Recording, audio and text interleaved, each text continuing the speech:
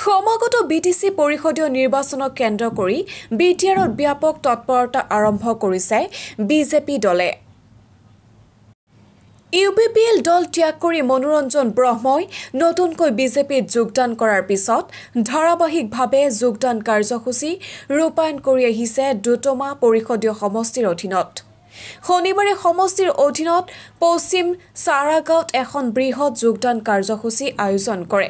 প্ৰতিষ্ঠিত ব্যৱসায়ী তথা সমাজসেৱক মনোৰঞ্জন ব্ৰহ্মৰ লগতে বিজেপি দলৰ এটি সজাতি দলৰ নেতা কৰ্মীসকল উপস্থিত হয় আৰু নতুনকৈ যোগদান কৰা সকলক দলীয় পতাকা আৰু বিজেপিৰ টুপিৰে আদৰণি জনায়।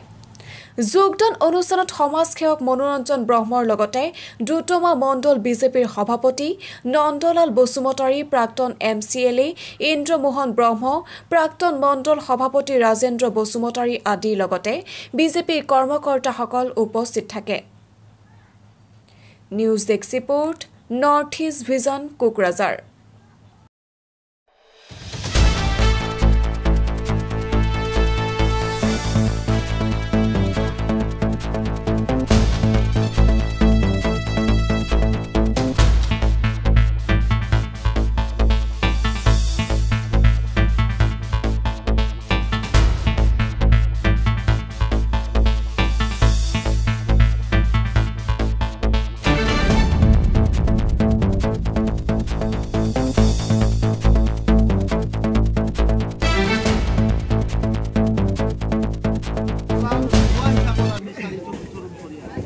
মনত ৰাখিব যাতে এই ৰমজান আৰু ঈদুল ফিতৰত যাতে দুৱাটো থাকে আৰু যেইটো 25ত যেটো ইলেকশ্যন হ'ব ছেপ্টেম্বৰত এই যেটো আল্লাহ দুৱা দিয়াটো আপোনালোকে মোক এই দুৱাটো মুখাই দিব।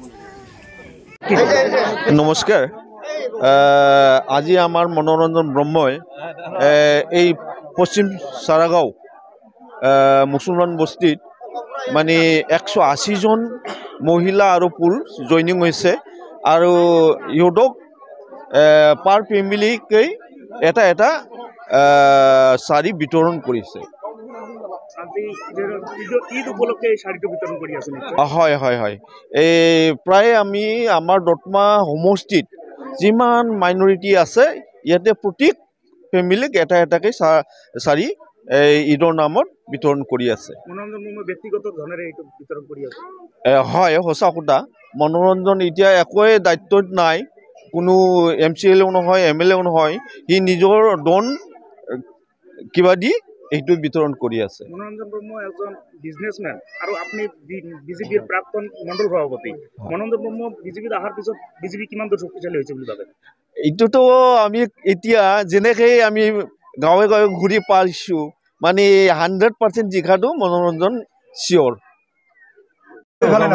সারাগাঁও পশ্চিম সারাগাঁওর গাঁওবুড়া হয়। কথা হল কি, মোর এইখানে বিপিএল দল মই বহু বছর থাকিছোঁ, কোনো সুখ সুবিধা কোনো ধরনের পাওয়া নাই, অত রাস্তাঘাট অত আমার রাইজের একটা বিল্ডিং বানিয়ে আছে, কোনো ধরনের সরকার আজ পর্যন্ত আমরা আসে না। তো যাই হোক, মুই আর কি কম, মোর এইখানে কথা রাখো মানে মই বিজেপি দলত সবাই মিলে যোগদান করা আছে, যাতে বিজেপি দলত রানিং সরকার আছে বলে মুই মানে থিয় আছি আর কি।